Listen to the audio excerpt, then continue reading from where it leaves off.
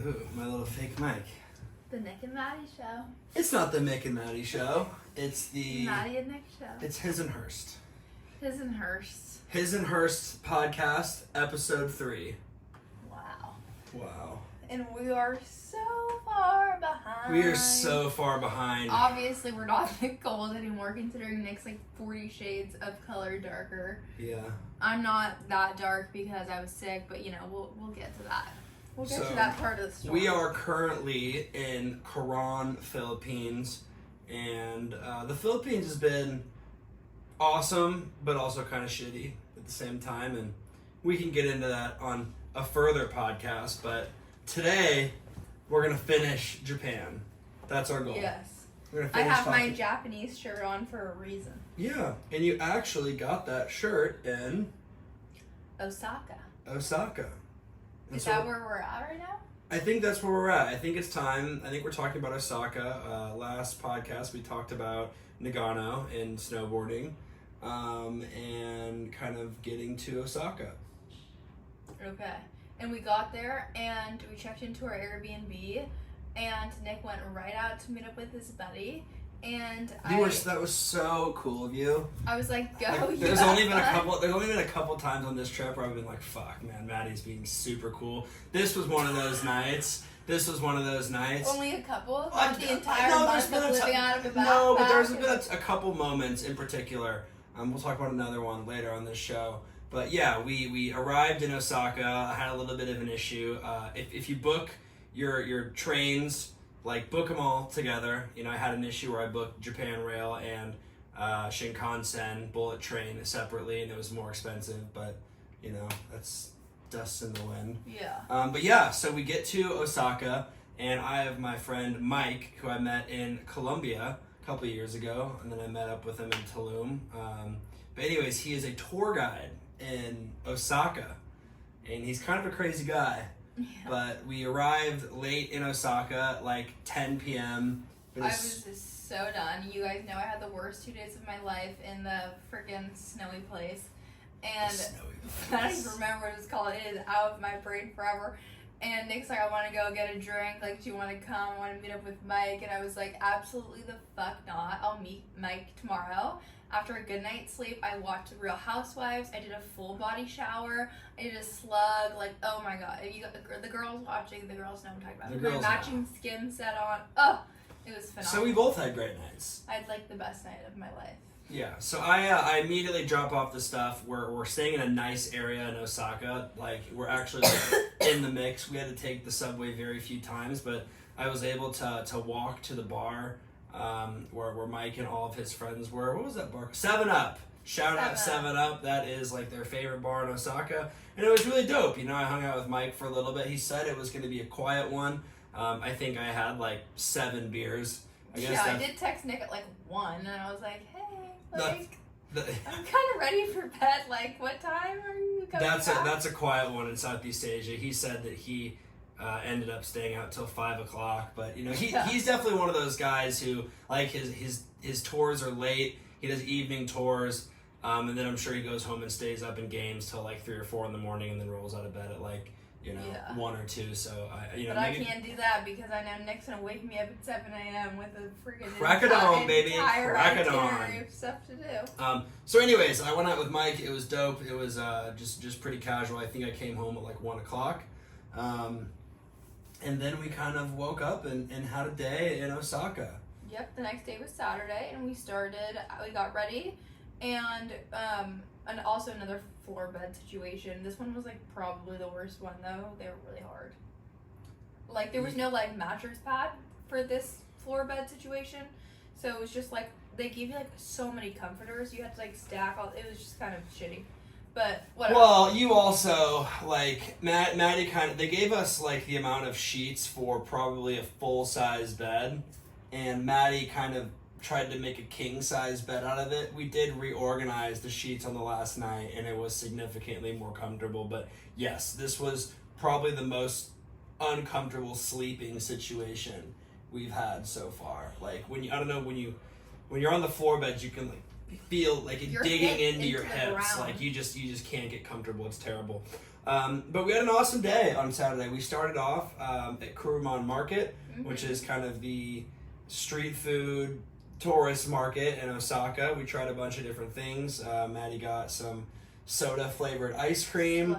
We had another one of our favorite Kobe beef sticks, and I had an awesome little pre-made sushi platter. So we did that, which was really fun, before we headed to Donbori Street. What's Donbori Street? Donbori Street is like the main street that we were on like the whole time. Yeah. You know, so Donbori Street is like, and I'm probably butchering this how I'm saying this, but Donbori Street is like the street in Osaka with all like the crazy signage and like the big like animated. It really feels like Japan. Yeah, like when you think of like traditional Japanese and like the food and the anime and the characters, the cartoons, like that's what this street looks like. Whereas like Tokyo is like a bit more modernized and like, yeah, it was really cool. Like just really fun. It feels food. like Japan. Yeah, you're like, holy shit, like I'm in Japan. I loved Osaka. Also to preface this city. Yeah. Osaka was like amazing. Osaka was probably our favorite. I mean, there's more to do in Tokyo, but Osaka was probably our favorite place. Vibes. It's quintessentially Japanese, like what you think anime, what you think growing up Japan would look like. That's Osaka. So, anyways, we had an awesome day on Donbori Street, trying a bunch of different foods. What did I try that day? Was that the octopus? Oh, the octopus. Yes. Nick tried this disgusting. No, it's not disgusting. So like the main dish in Osaka that they're famous for is takoyaki, and it's essentially like a spherical like pancake with octopus bits like sprinkled into it. And like I've had takoyaki before, we have in the States. Really?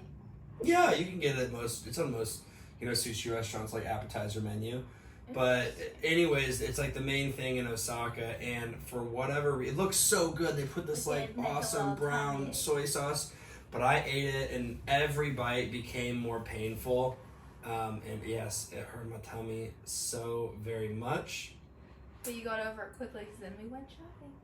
Yes, we went shopping. So I will let Maddie G talk about the next part of our day on Saturday. So we started with kind of a little mini food tour. Yeah, we did the fish, we did the octopus, walked through the streets, ate a little snack.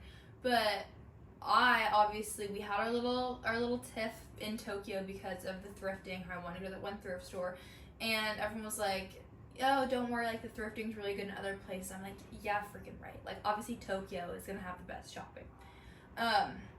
Obviously I'm wrong. And Osaka had the best thrifting, like, by far.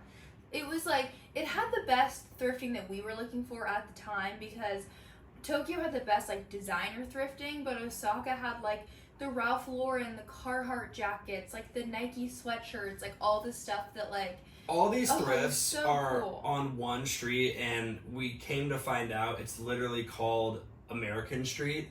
But for good reason, because it's just store after store after store. They have the Cowboys gear. They have freaking Mizzou gear. Like, they have TCU. Like, they have every possible college, like, American NFL team. Like, everything you can think of. Like, oh, they were just the coolest thrifts ever. So I was just having a field day. We probably popped into, like, 15. Like, we went into so many. And we ended up getting one. You got a green windbreaker jacket that was sick. Which I love. That was a really good find for like $15 or something. It was like $30. And then we went into this like little like knick-knack shop, and Nick got a pair of they look like Ray-Bans, but like they're not. Their Ray-Bans. label's like, just been scratched off. That's for how sure. I'm justifying. But I got a pair of vintage Gucci sunglasses, which is such a find. They're so cool. So I was really excited about that. Yeah, so we had a really successful thrifting day. For like $70. Again, it's tough for us because there's so much cool stuff in Japan, and we really don't have a lot of room in our bag. Like here we are in the Philippines, and I'm going to be wearing t-shirt and shorts for the next 4 months. But again, it's the coolest thrifting. It's the best thrifting in the world. They have all of our good American-made stuff. We should honestly like put a tariff on vintage clothing to Japan. Because we were talking to that one lady, like, how do you get this stuff? And she's like, oh, we go to Market, like, in LA. We were like... What's Market? Like, I don't know what... like, I didn't know there was, like, a thrift market, but obviously I worked in corporate fashion, so, like, market for, like, Neiman Marcus, which is the company I used to work for, it's like, we buy, like, Gucci and Louis Vuitton, and so we go to Paris market, Paris Fashion Week, like, and you go, and these brands are there, and they show you their latest collections, and you say, like, okay, I'm gonna order 100 of those dresses, I'm gonna order 100 of those, like, it's like this big event that all the brands go to, and then, like, the big retailers go, and they, like, see the collections and select what they're gonna buy that season. It's like my boss would go. Gotcha. I didn't get to go. Maybe next time. Maybe go to the vintage market. Vintage market sounds way more cool than the actual market. Yeah. Nah. Anyway, so we had a really awesome time thrifting in Osaka. And we didn't get a ton of stuff. It was just a cool experience. Like you said, they had Dallas Cowboys stuff. They had Mizzou Tiger stuff. Like, whatever team you're a fan of, they're going to have an awesome 90s sweatshirt or like starter jacket in Japan. So after that, we kind of came back and chilled out for a little bit. Took a little nappy, Maddie's favorite thing to do. I took like a nap every day in Osaka. You've taken a nap every day this trip. Okay. You can't even, just accept it. Who took a nap today? I did take a nap today, Who but did not take a nap today? I took a nap, but I had Who extreme rubbed your seasick. little head and their little body when I took a nap? You just like took pictures of me and like send it to all our friends and family. Like, oh, there's a little boy. Because he looks so like helpless when he's sick and sleeping. He looks like a little angel, and then he wakes up like a little devil. Yeah, well, We were sick. you know, two sides to every coin. So after our awesome... What does that mean? I don't know. I'm just riffing. After our awesome thrifting day, you know, my tummy still hurted a little bit. It hurted. So we wanted to get kind of something easy on the stomach. So we wanted to get...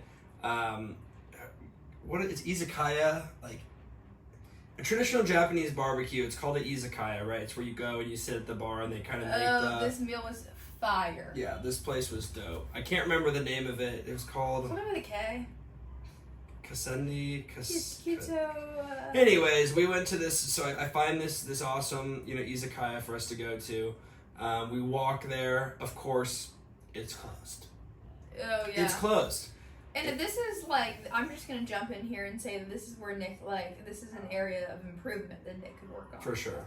He gets so fucking mad when things don't go according to his plan because he spends so much time researching all this stuff. And, you know, I'm like head in the clouds. I don't even know what city we're in half the time. And Nick's like has done so much research and planning, has it down to a T, and the dollar amount we're going to spend this day, and blah, blah. So if like something's closed and he's like was so excited and planned on it, he gets so pissed. Well, it was a really good reviewed place. I figured there'd be a wait, like, you know, after you plan on going there, then you have to start from scratch. You don't have service, and it just kind of puts you in a tough situation. Fortunately for us, they just moved locations. So yeah, you had a little tantrum for nothing. I didn't have a tantrum. You gotta let me take my L's. I just sit there and I'm someone who very much wears my heart on my sleeve. I get very emotional, and you know, when things don't go well, I get kind of pissed, and that's just kind of my way of dealing with stuff. Like, you know, typically I try not to let it affect others, but like, you know, sometimes you cry and sometimes I get mad. That's just both how we take our L's. Yeah. I get mad too, though. Yeah, but anyway, so we were able to find the barbecue. You know, it's really funny. We go in there. It's totally full. We're like the second people on the wait list. And how long do you think it took them to seat us? Well, it was like we're the second people on the wait list. We had just finished writing our name on the wait list, and someone walked out. So the first people on the wait list go right, and we're like, perfect. Like we're next in line within the first 20 seconds of being at this restaurant. We wait, and also like in Japan, you don't like wait inside the restaurant to be seated. You always sit outside. So it's like raining. It's cold. We're like waiting outside. They always just like close the front door and they'll come get you when it's time to be seated. We probably sat out there for 50 minutes. Yeah, we waited a hour. long time. But izakaya is like an event. It's definitely not called izakaya. Like, I feel like that's just a made up word. Japanese barbecue is an event. You sit there. you get one thing, you have a beer. You get another thing, you have a beer. It's Very. It was 7:00 on Saturday, right? Like this is a lot of people's like main thing they're probably doing that night. Yeah, it's not like they just bring on one entree and then Yeah, you leave. like we've talked about this, but in America, you know, it's like a system. They want you in, they want you out. Oh, are you done? Is there anything I can help you with? Can I bring you bill? No, people are enjoying themselves. They're having a good time. We waited. It was worth every penny. We got in there. I had some beers. You had a soda. We ordered probably 15, 20 chicken skewers. Not chicken, but we had We chicken. had beef, we had chicken, we had some veggies, Meatballs, we had chicken meatballs, wings, the rice balls. the Like rice the one balls. thing I'm like, Nick, can we please get this? And he's like, fine. And they were like, the crust. Yeah, and honestly, after that, like Maddie kind of lost menu privileges.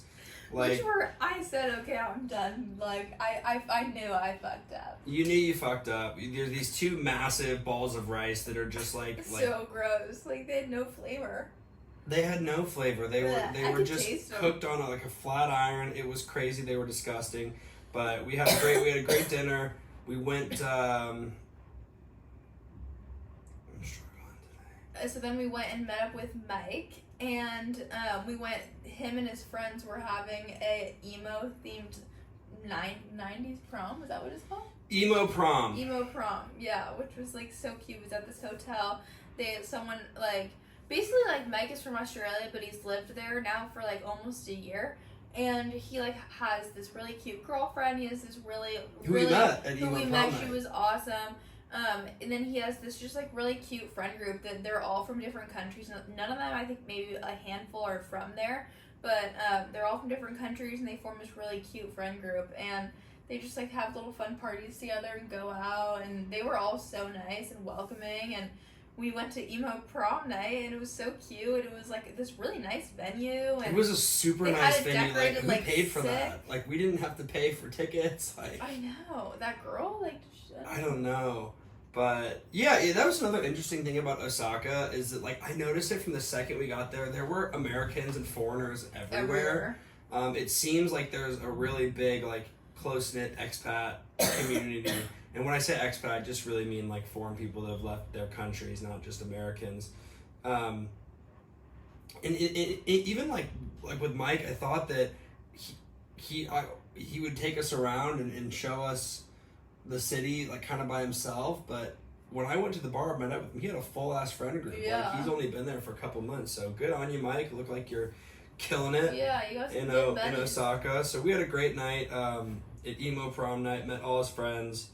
Ended up at 7-Up, which was first you went to the other bar that had like the stairs, like the really steep stairs. oh yeah.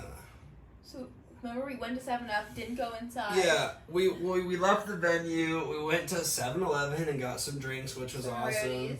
Some roadies, and then we did go to this like very traditional bar where it's like 5 levels, and like each level there's like a tiny little bar and like 3 stools. It was really cute. And at the very top it's just like someone's living room, you know. Yeah. It's so funny. Like we have these big curated like spaces in the United States where people Everything drink. like in Japan is built like upward, you know, like Yeah.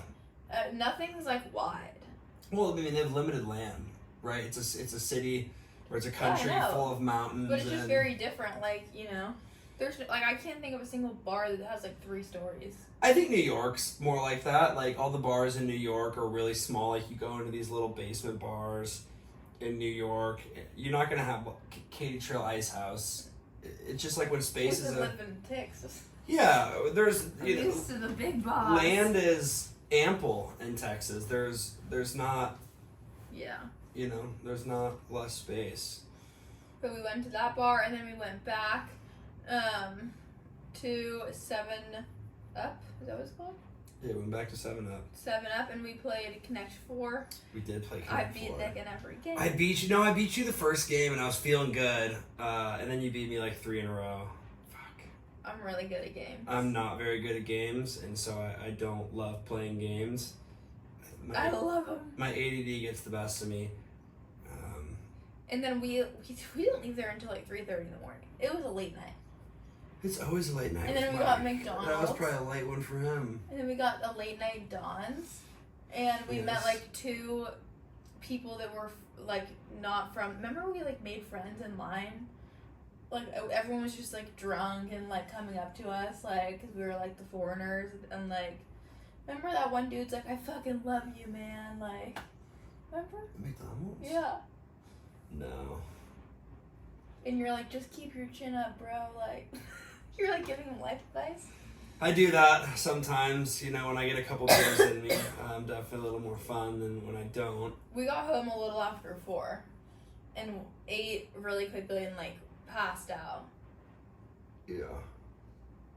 Yeah, so it was a great night. We did, you know, Osaka was different because we knew people there. We were kind of just hanging out with people as opposed to walking around, like filming ourselves doing touristy stuff, which was really a nice change of pace. Yeah, it was great. We saw Mike like every day because the next day I think we slept in a little bit. We went right to the coffee place that I really wanted to go to. We got you some fluffy pancakes. We got some fluffy pancakes, which I've been seeing everywhere that I really wanted to try. It's just a fluffy pancake, if you can picture it. Yeah. But it was like this cute coffee shop that like looked out onto the river, so I really wanted to like have a scenic iced latte. And this day we did some more eating. Yeah, there was a couple more dishes I wanted to try. We had the fluffy pancakes. There's this other dish. It's like fried meats and vegetables and seafood. They just fry everything. I think the main chain is called Angry Man, or that's just the unofficial name, but it's this massive sign of this like hibachi chef just looking so intimidating. Oh yeah. And it was super gross. Wait, which one? Remember after the pancakes we went and had like all those little fried things on sticks? Yeah, those are so fucking nasty. And that's people's like favorite. People really, I mean, I think we ordered wrong. Maddie can't have shellfish, so shrimp is off the table. I think that's like the main thing. It's like shrimp tempura. Also, I think we should have got a lot more vegetables. We got like chicken and beef because we were hungry and the quality wasn't very good. So that was super gross. And then we did our classic river tour. I love it. I love a boat tour. I love a boat tour, but at this point it had started, like, of course, and it started, like, downpouring by the time we got on the river. Yeah. And so they gave us, like, those little plastic, like, ponchos, and the guy didn't speak English. He was giving the little river tours. We also, like, just didn't know what the fuck he was talking about. He was, like, an anime character. It was hilarious. He was, like, doing, like, little dances. Yeah, and we're like, yeah. But it's your typical river tour, right? They go, like, 1 mile this way, they turn the boat around. They go, like, 1 mile this way, they turn the boat around, and you're off. Yeah. You know, you could just walk down the street and get the same experience, but... And then do you remember what we got that you yelled at me about? The cheese? Yeah. They have these, like, little, like, waffle coins that, like, it looks like they're coin, and it's a waffle, and in the middle is cheese, mozzarella cheese, and it's the best freaking thing I ate in all of Japan. It's so amazing, but I thought, like, the cheese, like, was spread throughout the middle, so I thought you take a bite, and, like, you taste cheese, but I guess the cheese is only in, like, this, like, the center of the waffle, and I took a bite. I thought that they forgot to put the cheese in our waffle because I couldn't taste the cheese. So I start, like, tearing apart the waffle to try to see if there's any cheese in it. And Nick is just, like, yelling at me that I ruined the whole waffle. It's just, like, it's not just the waffle. It's like, more of a life philosophy that you have. I'm a digger. Yeah, even with my Chipotle, I will go to the bottom of the bowl and scoop out all the rice and scoop out all the beans and kind of save the chicken and the best stuff for last. You know, I start with the cheese and the sour cream. Yeah, you work first and play later. Like you got to eat the bread to get to the cheese. You can't eat the cheese first. And that's like a fundamental life difference I think that me and Maddie have. If I'm eating Ben & Jerry's, I'm scooping out the cookie dough bites. Like, I don't want to waste... I think I just don't want to maybe waste time or calories on the stuff that I don't want. See, but that's the thing, is it's like you're fine eating... Like, you're fine getting a Ben & Jerry's, digging out all the stuff, and throwing it away, and getting one use out of it. I'm eating everything and getting both uses out of it. Yeah, because you're a guy. Like, you know... It has nothing to do with being a guy. Well, yeah, it does, because if I'm not going to eat an entire ice cream to myself, unless I was, like, really down bad. That's what you just put it in the fridge, baby. Put it back in the freezer. Well, like, you can't have, like, ice cream twice. Yes, you can. See, it comes down to being wasteful. It's like a Sunday night thing, you know? It comes down to being wasteful, Maddie. Well, I'll just eat all of the toppings. Anyways, you eat the ice cream, and then we don't waste that. it. See, and that's the problem, because it's not, doesn't work that way. It drives me nuts even now.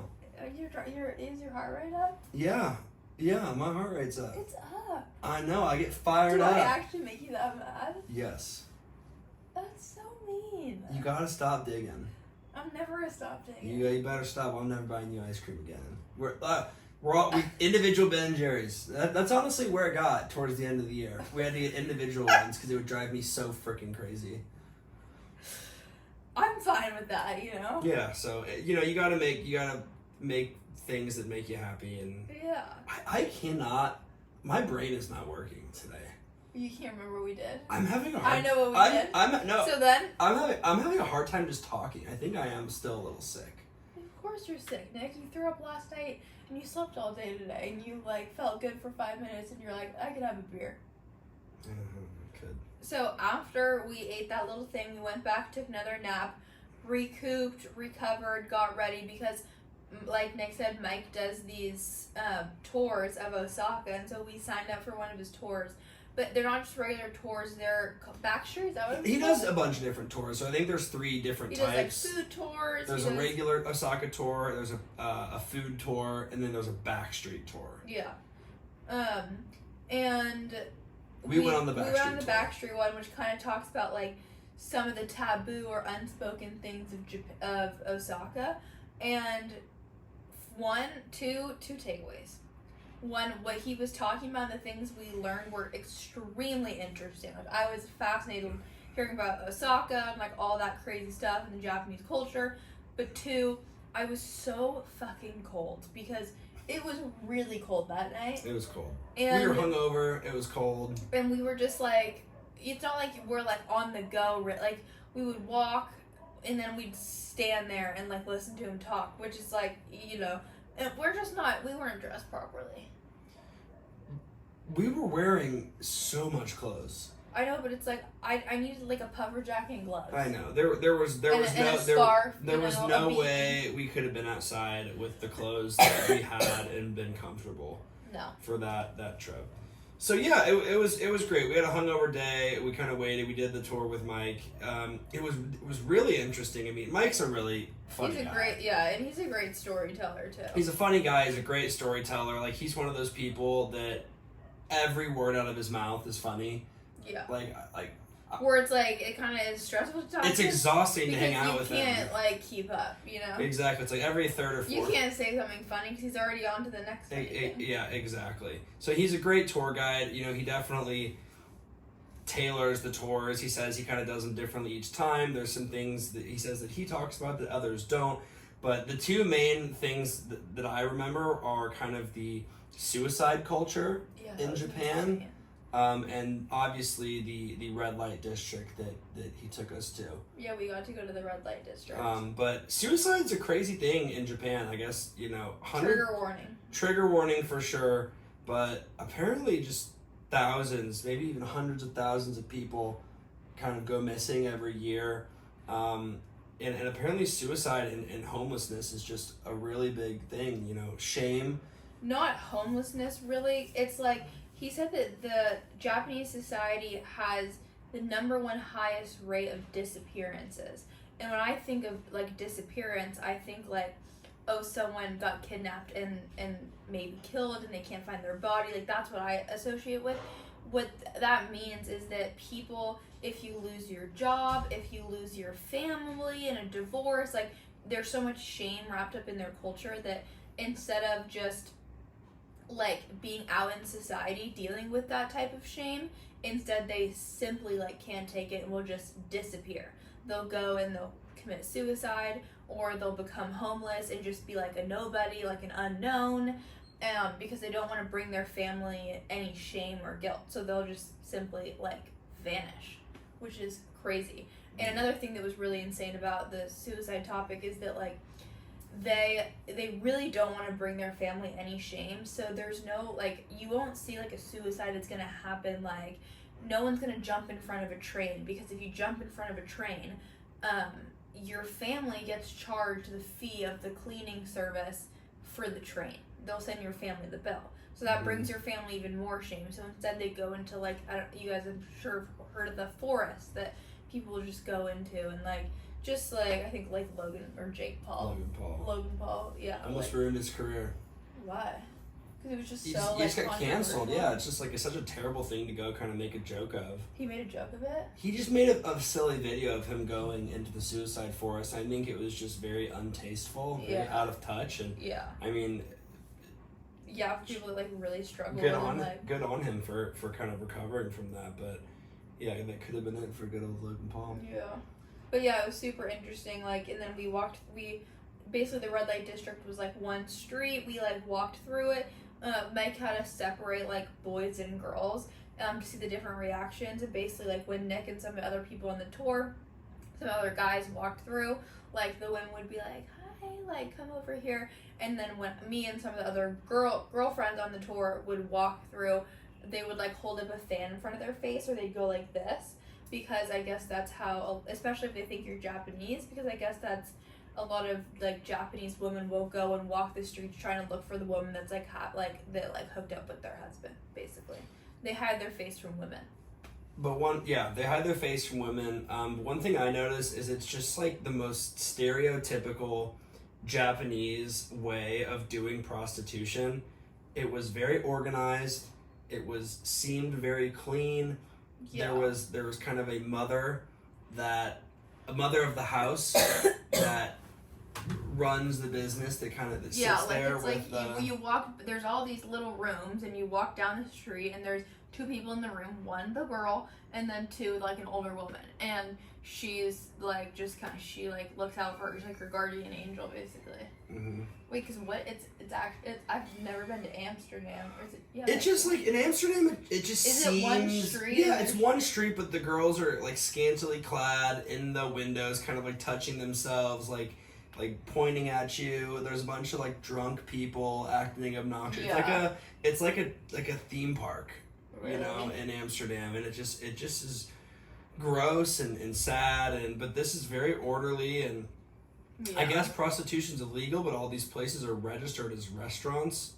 Yeah, and so they like are required to actually serve you something. Yeah, so you go in and they make you some food, and And Mike makes a joke that then the waitress falls in love with you. The waitress falls in love with you, so you can't solicit sex to a stranger, but you can solicit sex to an acquaintance. So over the course of a meal, you get acquainted, and then you go and you do your business with the lady of the house, and yeah, we're good with that. And anyways, the last thing we'll say about the red light district is after you're done, they give you a sucker, which is kind of a signal to all the other women that you were full. You're no longer interested. A lollipop. You have a lollipop, so that's your signal that you've already got your business and you're good. Ew. So yeah, that was a weird experience, and then honestly, Mike made us like. We didn't participate. We didn't participate. We just walked down the street and to see. But Mike made us debrief after it and like talk about how we felt. It was really weird. It was kind of like school. But I thought you did very good with your little response. I've always been a nerd. I can whip out a good response. That was a good response. You're a good little student. My response, if anyone was wondering, is that I just didn't know all these taboo things that we're talking about. It's just very interesting, because I thought they'd be a little bit more hidden, because I know that Japanese culture is so, traditional, and everything's so organized and stuff. Like, I thought stuff like prostitution or gambling, we talked about that in the tour, it'd be a little bit more underground. It's very out in the open. It's just so organized, so structurally, that they can get away with it. So it was. I thought it'd be like harder to find, but it's just like a street, And what is the mob in Japan called? He called them the interesting gentlemen, but the Yakuza. So the Yakuza is like the Japanese mob, and they have their hands in the prostitution and the gambling and everything. But they have a way around all of it, you know. Yeah, it's like any other mob, right? Where they're kind of plugged in with the government, but they also like look out for the community. Yeah. So you know, it's cool. Everybody's got a place in this life. But it was I liked hearing about that stuff. That stuff was way more interesting than like, here's this temple. Yeah. You know, and I think you did very good for how cold you were. But I was so cold. Because like, even like days after, I think you're like, I really enjoyed that tour. I did. I really liked it. It might not always look like I'm enjoying it because I just like. It did not look like you were enjoying it. I have such an angry face like at all times. Yeah. But which I think didn't realize till we started doing this podcast. Oh my god, it's so bad. I'm trying to smile more and like in my pauses. Yeah. So we had a really awesome time. We got some food afterwards with Mike, and then a couple from Spain that was on the tour, and he was frozen. Like one of the guy from Spain didn't speak a lick of English, and then he didn't say anything all night. Anything. All like night. I'm not even kidding, not one thing. And then he at the end, he whispers it, and he goes, "I'm frozen." Well, Mike goes, "Is everybody okay? You guys cold? You guys warm? Whatever." And he goes, "Yeah, I'm warm." Then he looks at me at night and he goes, "I'm frozen." Like so quietly, "I'm frozen." Well, oh, you got jokes, buddy. So yeah, you're right. We did get a nice meal that was included in the tour. And we got one final drink with Mike. Which was included? No, that wasn't included in the tour. Dinner was not? Dinner was. Yeah, then we got one final drink with Mike. One final drink with Mike. So that was Sunday night. The next day, Monday, we hung out with Mike one more time. He kind of gave us an informal tour of. Also, here's a little PSA. If you're anywhere in Japan and you like checked out of your hotel or whatever for the day, like every subway station has these lockers, and you can just leave your bags. That's like all over the world, though, baby. Luggage storage is a great thing. They're in airports, they're in bus stations, they're in train stations around the world. Let me sound like I know what I'm talking about. You do know what you're talking about, but I'm just saying it's not just a Japan thing. If you're anywhere in the world, it's not America. You know, like for example, let's say you have a 10-hour layover in New York City. You can leave your bags inside a luggage locker, pay like $10 a day. That's like at the airport. But they're everywhere. I guarantee you they have luggage lockers at Penn Station in New York. I don't know. It was just sick. Like we literally just walked right to like the nearby subway station, dropped our bags off in a locker, and then like went out for the day with Mike. It was really cool. Yeah. So Mike, he took us on one last tour, just around the city to kind of some of the places we hadn't been. We said our goodbyes and we headed to Kyoto. I have mixed feelings about Kyoto. I didn't see Kyoto. You didn't really see Kyoto. I don't know if that was by choice or. I worked a lot, and I had very, very productive work days. So I was happy. I loved our hostel. I loved our accommodation in Kyoto. That was probably my favorite place we've stayed so far. That was probably my least favorite. What? It wasn't my least favorite. It was just the bathroom situation. Yeah. So there's two things that suck about Kyoto. One are the trains. The trains in Kyoto are easily the most confusing anywhere in Japan. Oh, that was. And I think maybe it's because it's not like just a metro system that like it's not like the Tokyo Metro or the Osaka Metro where you have the same line. There's like a bunch of different regional trains. Like you never just because you're at the same platform doesn't mean it's going to be the train that gets you where you want to go. There's like express trains and semi-express trains and local trains, and it's just a pain in the ass to navigate. But also the bathroom situation in the hostel was really tough for you. So we were on the second floor, and I saw our room was so cute. It was cozy, it was warm, it was big. They had the floor beds, but it was like good foamy mattress pad. And she was like, I noticed there was a washer dryer, which was so needed. We did our laundry, and there was a men and women's bathroom on our floor, and I was like, thank God. And I made a joke to her when she was showing us her room, and I was like, and there's bathrooms up here. I don't have to go. Remember I said in the snowy place that I had to go down a floor every time I go to the bathroom. And she's like, yes, traditional women's bathroom. And we're like, what? And she says that, and I'm like, I don't. We're I like, don't even what? know what that is. We like literally, Nick and I go and check after she like shows us to our room. We go and check the women's bathroom, and it's literally just like a fucking hole in the ground. There's no toilet. It's not a toilet. It's a traditional, like Japanese, where they would stand over it, like this. Yeah, it was a squatty potty, Like this. for sure. And like you aim, and I can't do that. Like, and so I was like, and there was an actual toilet, and then the men's was just a urinal. So then the actual toilet was downstairs. So I was like, oh my god.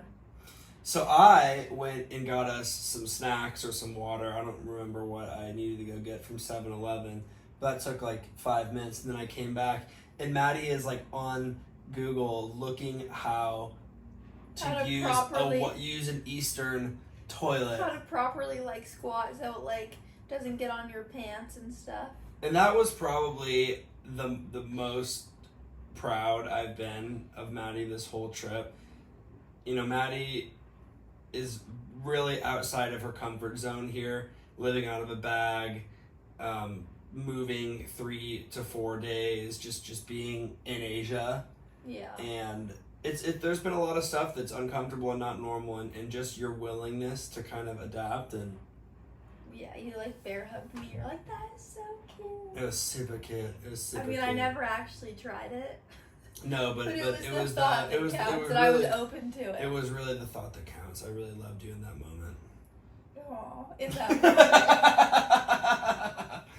moment. Yeah, so anyways, in typical fashion, we get to Kyoto, check into our super cute hostel. Do you remember what I did that night? That's what I'm talking about. So I go out to like the most famous ramen spot in Kyoto, and I'm not gonna lie, Maddie, that was the best ramen I had the whole trip. Wait, before that though, you go to 7-Eleven and you said, do you want anything? And I said, I'd love a little chocolate bar. Oh, the Kit Kat? And I had it, immediately was like, I have to throw this up. And remember Which how is sad because the Kit Kats in Japan are unbelievable. They have a bunch of different flavors. Well, the women and the men's, like, pee stalls are upstairs. And so downstairs, I said, was the toilet. There was literally 2 toilets down there. And for, like, the whole place. So that's for everyone that's staying there, which is, a good amount of people. And it's just not that big. Like, the walls are paper thin. You could hear everything. Mm-hmm. And I was like, Nick, I have to throw up. And I go down there, and I'm just hurling this fucking chocolate throw up disaster. And people are popping their heads out of the room. Nick's like telling people she's okay. Well, I'm like trying to make sure that nobody uses the laundry because I'm trying to change the laundry. I'm like, don't want to go too far from you because you're yakking your brains out, and then like everybody's poking their heads out. Like, what the fuck is going on? I'm like, don't worry, it's fine. My girlfriend's just puking. But yeah, just another day in the life, right? You're gonna get sick. You're gonna throw up. You're gonna puke. It's traveling. It's Asia. It is what it is. It's part of it. And then you were like, I was like, you go get dinner. I'm good. Yeah, so I went and got dinner. One thing about Kyoto, you have to wait in line everywhere. And I'll get into this later, but Mike mentioned this to us. That's one of the things he said he hates about Kyoto is there is always a line. And so I go to this ramen joint. And Nick had dinner with a Brazilian girl. Yeah, well, not just a Brazilian girl. girl. And I was so chill about it. You were not chill about it at all, dude. You were not chill about it at all. So I was like, that's so cool. I put my name in at this ramen place, and I think the place closed at 9, and I put my name in at like 8, and I'm panicking because it's taking forever. It's like 8:45, and there's still a couple people in front of me on the list. But yes, I'm outside, and this woman approaches me. She's this very sweet Brazilian girl, and it's like, it's tough, right? Like, I want to be respectful of my girlfriend, but I also don't want to be an asshole. People that randomly approach me, and so anyways, we're just talking to this girl, and they call her name, but then they called my name at the same time, like on the and counter. there's 2 spots that open up on the counter, so I ended up kind of having dinner with this person, but there was another couple there.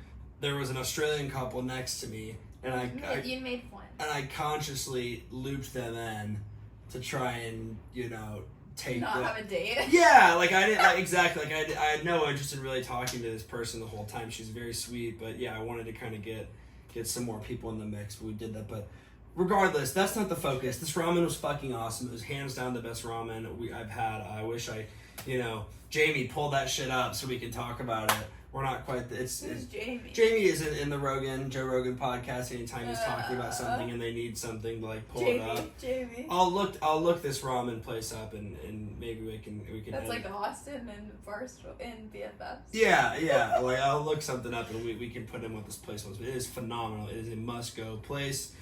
And then of course on the way home I brought Maddie her little McDonald's. Yeah, I was feeling well enough to eat a little burger. And so she was a happy girl.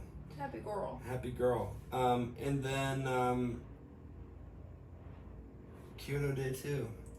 I worked, so by the time we entered our hostel, I didn't leave for like over 24 hours. Was this your first work day? Was this your first like fully dedicated work day? No, because you worked a couple of days. No, both the days in like the snow. Yes, you got a lot of work done in Japan. But which is good because we haven't done shit in the Philippines. Yeah. But yeah, so I mean, to sum up my day for my work day, I did style guides, I did TikToks, I just had a productive day for my business. I had a meeting or 2 meetings, like yeah, and Nick went out and explored and then we met up for dinner. Yeah, I mean I had a, huge tourist day in Kyoto. Again, I don't have this stuff in front of me. You can check me out on TikTok at HURSTico, as I made a really cool how much I spent in a day video. I got tired. Yeah. I was tired too. You know that means we're emotionally connected when you yawn. Or I think all humans yawn when they see people yawn. Mm-mm. I'll look that up too. Jamie? Jamie.